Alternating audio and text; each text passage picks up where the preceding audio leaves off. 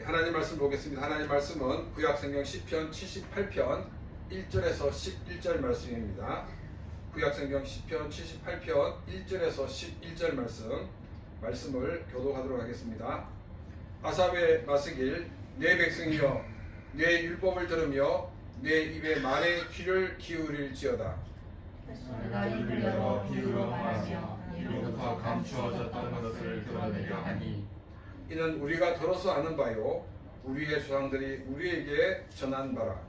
네가 이를 그들의 자손에게 숨기지 아니하고 여호와의 영예와 그의 능력과 그가 행하신 기이한 사적을 그대에 전하리로다.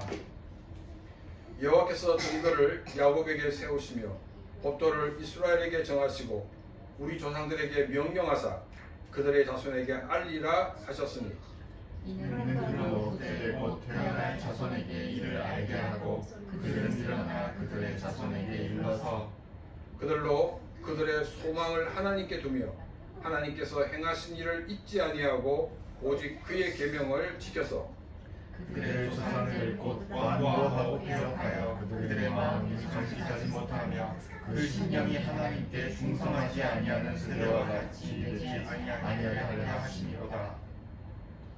에브라임 자손은 무기를 갖추며 팔을 가졌으나 전쟁의 날에 물러갔도다.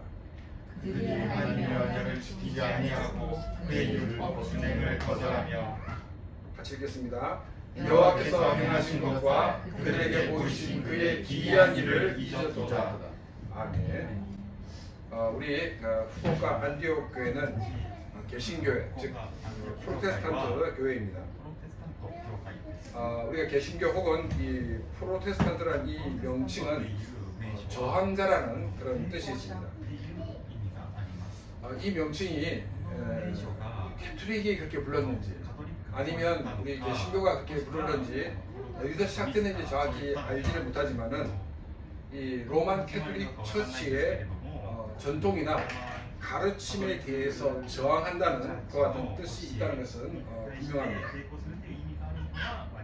프로테스탄트 교회들이 자신의 그 교회나 교단을 우리는 복음주의 교회다 이렇게 말을 합니다.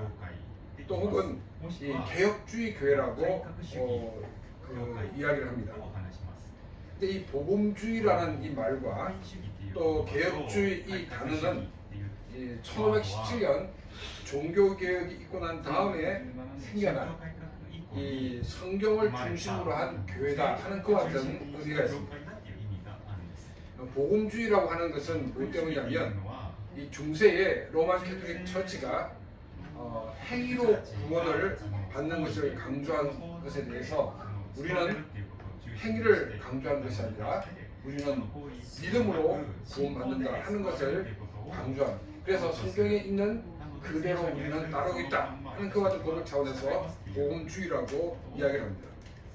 또 이 개혁주의라는 이 단어는 종교개혁의 정신을 이어받은 교단이고 교회다 하는 것 같은 의미가 있습니다. 이 종교개혁의 이 개혁은 이전의 모든 전통이나 역사를 부인한다는 것 같은 의미가 아닙니다. 우리가 종교개혁을 우리가 리포메이션이라고 하는데 이 리포메이션은 이 리와 폼, 그러니까 이 리폼의 명사입니다. 이 리는 다시 원래의 형태로 돌아간다 하는 것 같은 뜻이 있습니다. 그러면 이 기독교가 원래 형태로 돌아가야 되는 것이 어디입니까? 그것은 바로 성경입니다. 그래서 이 종교개혁은 성경으로 돌아가자는 것 같은 운동이었습니다. 그래서 종교개혁자들이 크게는 5가지를 이제 슬로건도 그렇고 우리가 3개를 이렇게 예를 들고 있습니다. 솔라 피데, 솔라 그라티아, 솔라 스크립투라. 이게 무슨 말이냐면 이 솔라 피데는 오직 믿음이랍니다. 우리가 구원받고 하나님의 은혜 가운데 사는 게 우리의 행위가 아니라 바로 믿음으로 우리가 구원받는다. 믿음으로 모든 것을 받는다 하는 것 같은 뜻이 있습니다. 또 이 솔라 그라티아는 뭐냐면 모든 것이 하나님의 은혜라는 것입니다. 하나님의 은혜가 아니고는 우리가 존재할 수 없고 하나님의 그런 구원을 받을 수 없는 존재다 하는 것이 바로 은혜입니다. 또 솔라 스크립처는 뭐냐면 오직 성경입니다. 그러니까 우리가 이 오직 믿음으로 오직 은혜로 강조하는 것은 천주교가 굉장히 행위를 강조했기 때문에 우리가 믿음을 강조하는 게 아니라 성경이 그렇게 말하기 때문에 성경이 우리에게 믿음으로 구원을 받는다고 말하고 있고 성경이 은혜로 구원받는다고 말하고 있기 때문에 우리는 이 모든 것을 주장하고 있다는 것입니다. 이 중세 천주교는 이 라틴어 성경, 그 중에서 벌게트판이라고 하는 불가타역이라고 합니다. 이 벌게트판을 사용했는데 이 라틴어는 그 당시에 귀족들이나 아주 공부를 많이 한 사람들만 알고 있었습니다. 그러다 보니까 많은 크리스찬들이 성경이 있어도 읽지를 못했습니다. 또 신부들도 라틴어로 설교하면 그 설교를 듣는 사람은 거의 없었습니다. 교회는 나오고 있는데 성경을 모릅니다. 그래서 사람들에게 믿음을 이렇게 집어넣기 위해서 가장 좋은 게 뭐냐면 행위를 강조하는 것입니다. 그래서 천주교가 점차적으로 이렇게 변색이 되어서 행위를 강조하는 것 같은 종교가 되어버리고 말하는 것입니다. 심지어는 면죄부까지 팔아서 지옥에 떨어진 사람도 이걸 사면은 천국에 갈 수 없다라고 이야기를 하게 되었던 것입니다. 21세기를 살고 있는 우리 개신교 크리스찬들은 내가 속해 있는 교회가 또 나의 삶이 과연 복음주의적인가 또 개혁주의적인가를 늘 점검해 봐야 됩니다. 제가 공부를 할 때 한 1년 이상 군종병으로 공부를 했습니다. 군종병이 뭐냐면 쉽게 얘기해서 국민교회 전도사입니다. 근데 이제 그 종교에는 기독교가 있는 게 아니고 천주교는 있었어요. 그래서 천주교 군종병하고 같이 생활을 하였습니다. 그래서 이 천주교 군종병이 뭐라고 얘기하냐면 천주교는 개신교화 되어 가고 있고 개신교는 천주교화 되어 간다 이런 이야기를 하였습니다. 이 천주교 군종병이 말하는 이 개신교 되어 간다는 이 말은 전통과 관습에서 벗어난다는 것 같은 의미입니다. 또 천주교화 된다는 것은 전통과 관습을 절대화 시켜간다는 것 같은 의미였습니다. 개신교는 천주교의 전통과 관습이 성경적이지 않기 때문에 종교개혁의 대열에 섰던 것입니다. 그런데 시간이 지나면서 개신교회들이 성경과 상관없는 전통과 관습을 우선순위에 두게 된 모습을 볼 수가 있게 되었습니다. 교회가 이런 방향으로 흐르다 보니까 성도들도 교회의 철학과 교회의 방향으로 기울어질 수밖에 없는 것입니다. 왜냐하면 성도들이 교회의 여러 가지 일을 일일이 점검해서 받아들이거나 혹은 그것을 비판할 수 있는 신학적인 것 같은 그 지식도 없을 뿐더러 그걸 하기에 너무나도 삶이 바쁩니다. 그래서 정말 일일이 점검하는 것이 아니라 아 우리 교회는 맞겠지, 우리 목사님은 맞는 말을 하겠지 이런 것을 가지고 그냥 일방적으로 따라가는 경향이 많이 있습니다. 그래서 이 목회자들이 정말 하나님의 말씀 가운데 바로 서야 합니다. 목회자가 철저하게 복음주의적이고 개혁주의적인 그 같은 사상을 가지고 또한 목회 철학을 가지고 교회를 섬겨야 한다는 것입니다.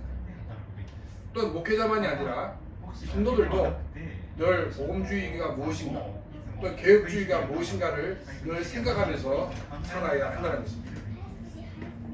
우리 한국 교회사 가운데 이 한국 개신교를 대표하는 교회들이 많이 있었습니다. 이 교회들 중에서는 정말 성경적인 교회다라고 이렇게 불릴 만큼 훌륭한 교회들이 있었습니다. 1세대 사역자가 물러가고 2세대 사역자가 서게 되었을 때 그 교회는 한국 교회에서 더 이상 복음적인 교회가 아니었습니다. 그냥 단지 대형교회 그 같은 타이틀만 가지게 되었습니다.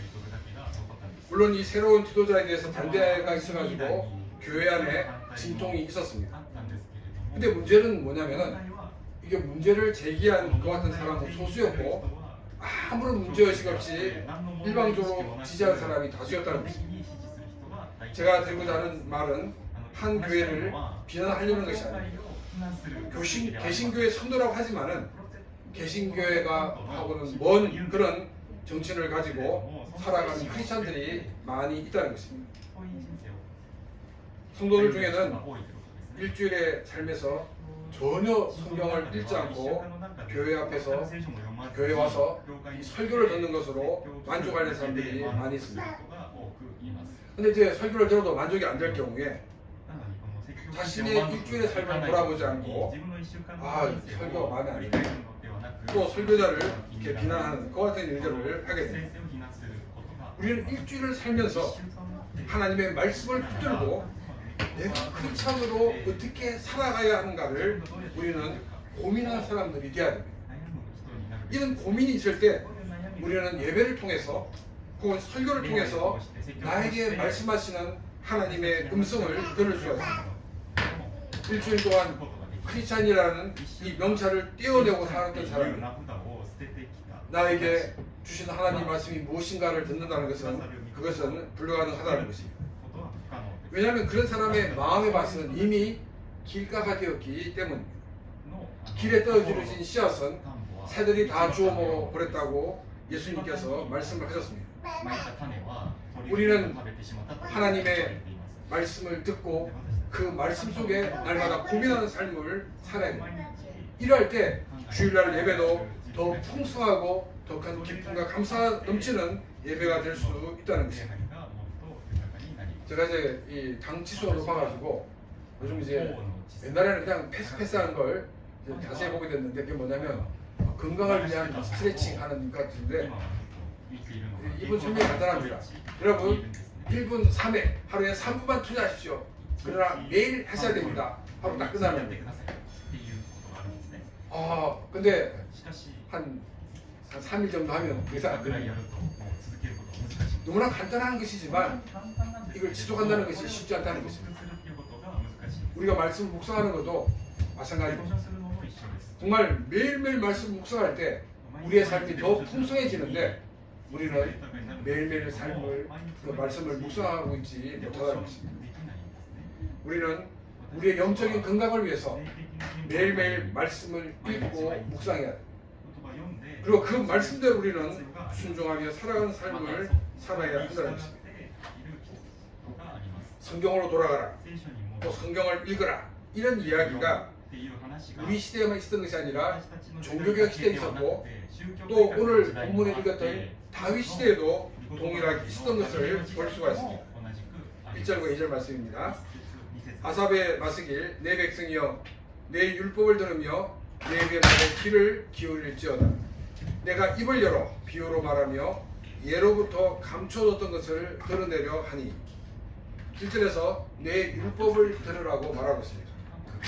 그래서 율법은 일본어 성경처럼 가르침으로 보는 것이 좋다라고 말하는 학자들이 있습니다.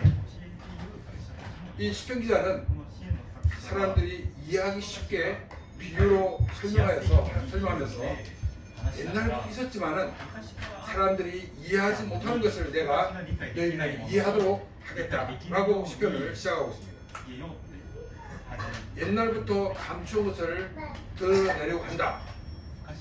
이 말은 무슨 말이냐면 옛날부터 사람들이 알지 못했던 것을 이제 너희들에게 알게 해주겠다 하는 것 같은 말이에요. 사람들은 그냥 말하는 것보다 여러분 과거에 몰랐던 비밀을 알려드리겠습니다 이러면 뭐지? 하고 귀를 기울입니다. 그럼 과연 조상들로부터 지금까지 사람들이 모르던 것이 무엇인가 하는 것입니다. 3절입니다. 이는 우리가 들어서 아는 바요 우리의 조상들이 우리에게 전한 바라. 감추어졌다고 얘기하는데 그리고 조상들 때부터 몰랐다고 하는데 그런데 아무도 모르게 숨겨져 있던 것이 아니라는 것입니다. 너희들이 이미 들어서 아는 것이라고 시편 기자는 이야기를 하고 있습니다.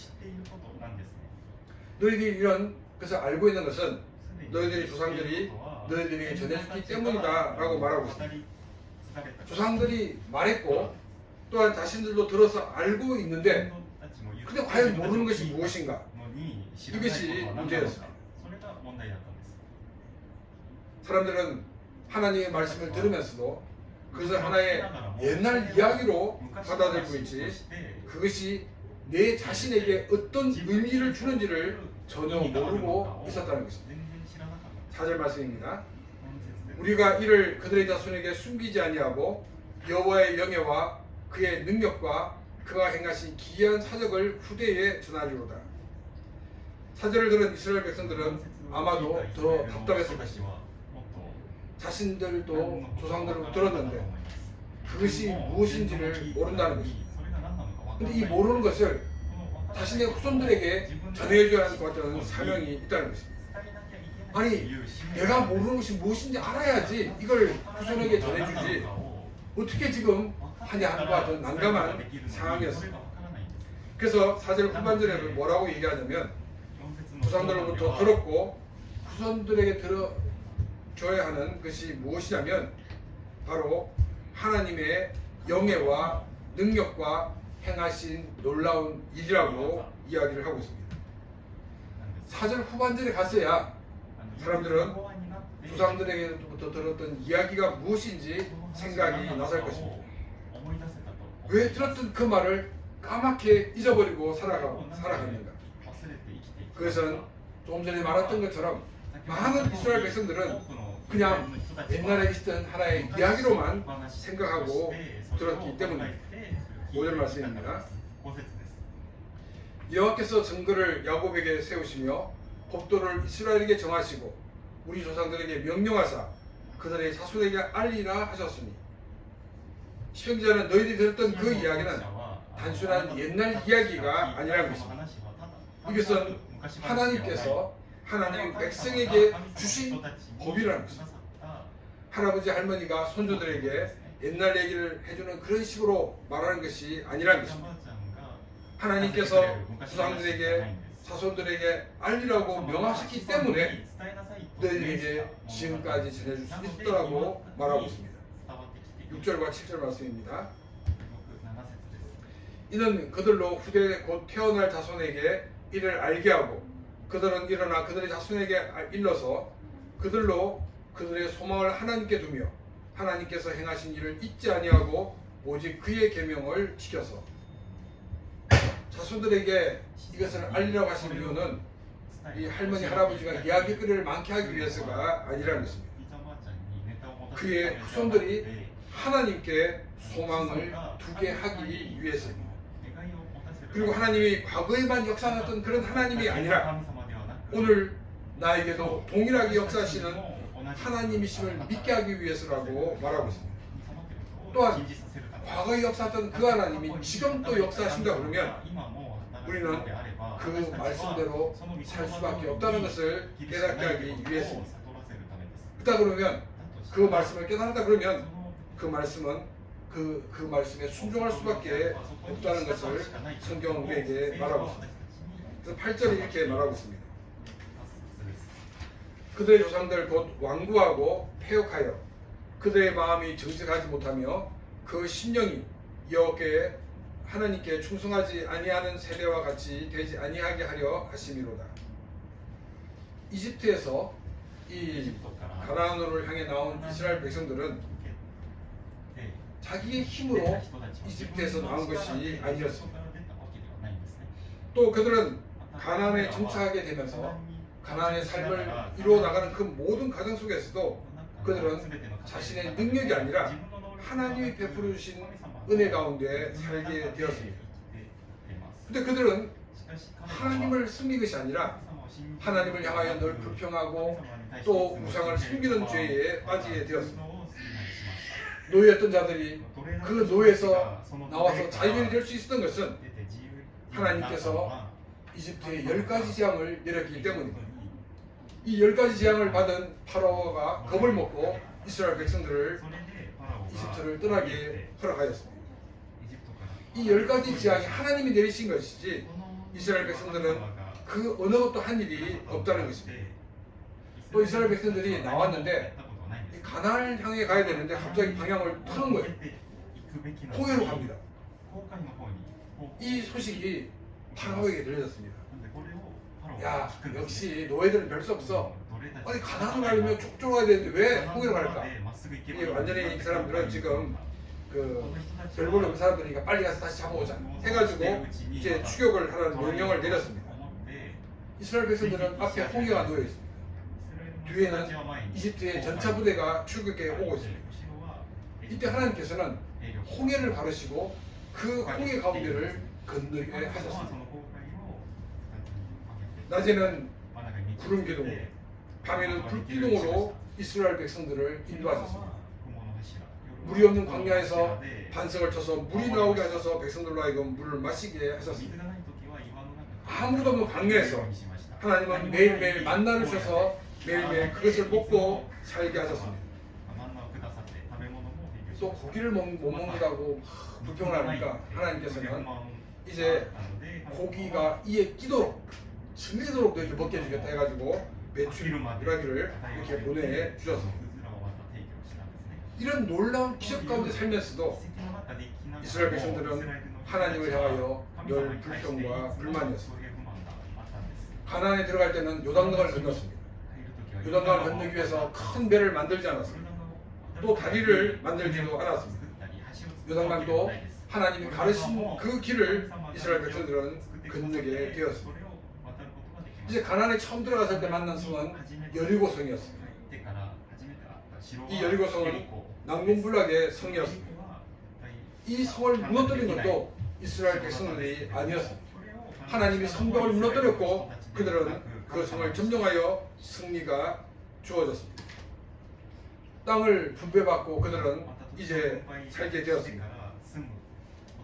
근데 그들은 이제 새로운 농경 문화를 시작하면서 고민에 빠졌습니다. 하나님께서는 이 3대의 절기를 주셨습니다. 유월절, 또 오순절, 또 수장절을 주셔가지고 이 3개의 절기를 중심으로 새로운 농경 문화, 하나님 백성으로서의 농경 문화를 만들라고 하셨습니다. 그런데 자기들은 이 새로운 환경에 어떻게 될지 모릅니다. 그럼 만약에 이렇게 농사를 지을 경우에 성공할 수도 있지만 실패할 수도 있습니다. 실패하면은 다음에 농사가 되어서 추수를 할 때까지 살 길이 막막합니다. 그래서 그들은 가장 안전한 방법을 선택했는데 그것은 가나안의 농사법을 받아들이는 것이었습니다. 아마 첫해 농사는 대단히 성공적이었다고 볼 수가 있습니다. 그런데 그들은 가나안의 농사법만 가져온 것이 아니라 가나안 신을 섬기는 끝까지 가져오게 되었습니다. 그래서 이스라엘 백성들은 우상을 섬기게 되었습니다. 농사는 성공했는지 모르지만은 그들은 하나님께 충성을 다하지 못하였습니다. 이처럼 그들이 우상을 섬기게 될 때 하나님은 많은 민족을 강성하게 하셔가지고 이 이스라엘 민족을 압박을 받게 하였습니다. 그들은 압박을 받았을 때 자신의 잘못을 깨닫고 하나님께 나와 기도할 것이 아니라 압박을 받습니다.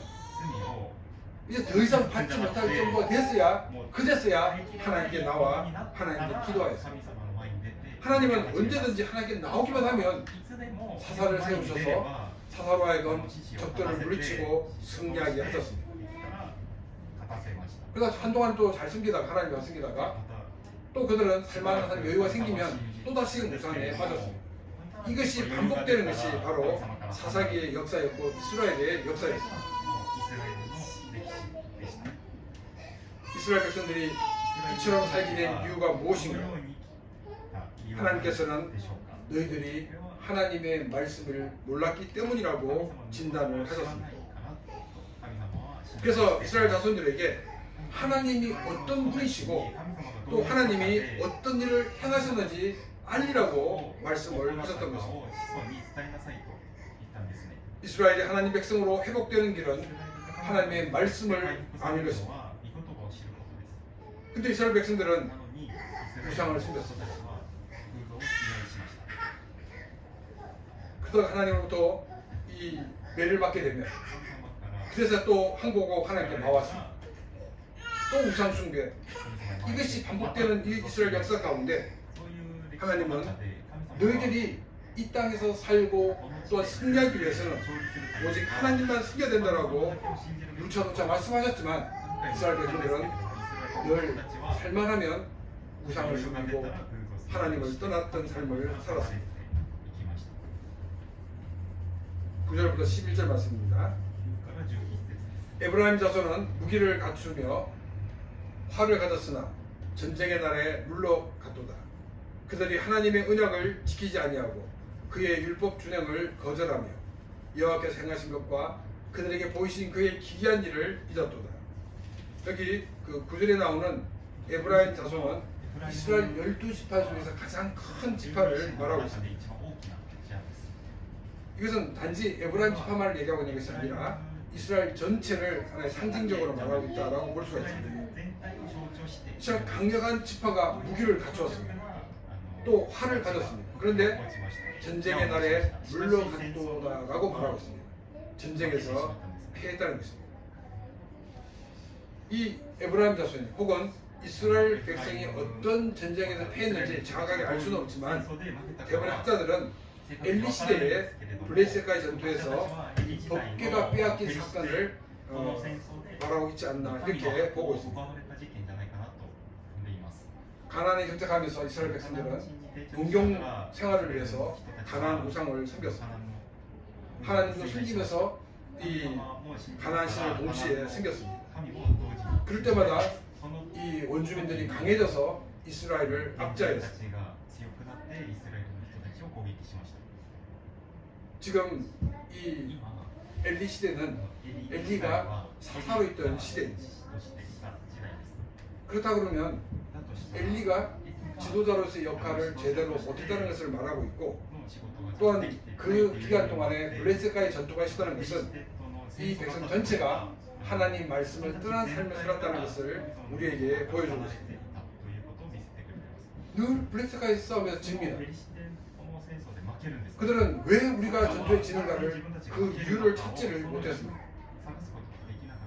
그들은 우연히 말씀을 통해서 뭘 보게 되냐면 이스라엘 백성들이 전투에 나갈 때 반드시 언약궤를 맨 앞에 세우고 나갔던 것을 보았습니다.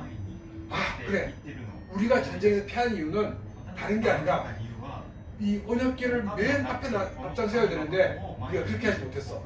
그래서 그들은 이 언약궤를 가져오게 합니다. 그 전쟁에서 그들은 큰 패배를 하였습니다. 심지어는 이 언약궤까지 빼앗기는 일이 발생하였습니다. 그들은 하나님의 말씀을 지키지 못한 것에 대해서는 전혀 생각하지 못했습니다. 형식적인 것, 눈에 보여지는 것, 그것을 하지 못했기 때문에 그들은 전쟁에서 패배하고 있다라고 생각을 하였던 것입니다.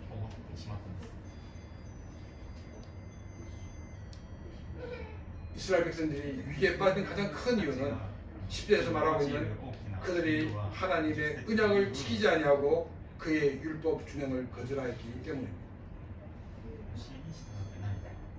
그러면 이스라엘 백성들이 가나안에 정착한 이후에 이 다윗 시대까지 약 400년 동안 왜 우상 숭배를 하고 또 압박을 받고 회개를 하고 회복되고 이런 것이 반복되었는가 하는 것입니다.